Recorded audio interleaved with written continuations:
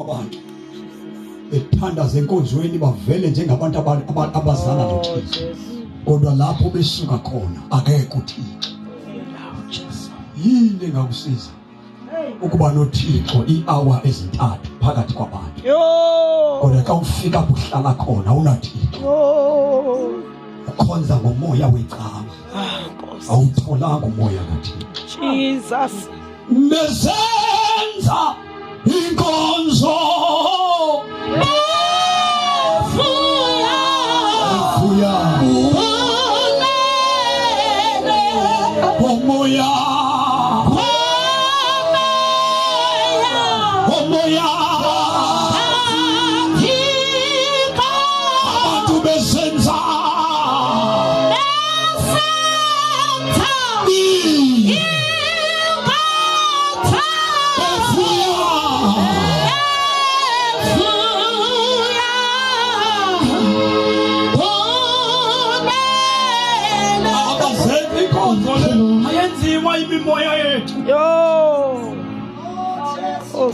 ngoba xa ndise 5 mission ndinomoya wakhona.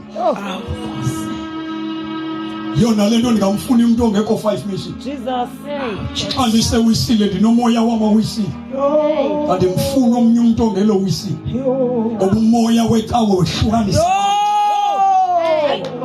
Xa ndise Assemblies of God ndiphila ngomoya wamazimbu, andibafuna abanye abantu. Uyaphi wena? Uzohlala nabani ezulwini? Ungenwe ngubani luhlukanisa besenza inkonzo ngomoya kaThixo. African Gospel umfuna omnye umuntu. Hlobonika Jesu engene kuwe, ekwenza abantu elalini ungabafuni ngenxa yohlelo lecawe. Into ezakuphatha ibeke engcwabeni ayifike ezulwini icawe. Akhohlisile abefundisi abesithi icawe izokusezulwini.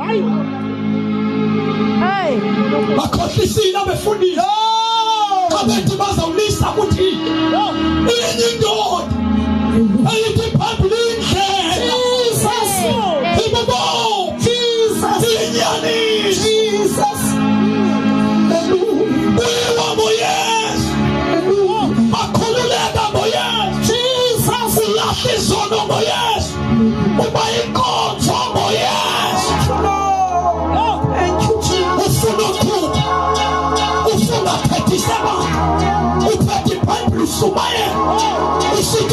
Sing this.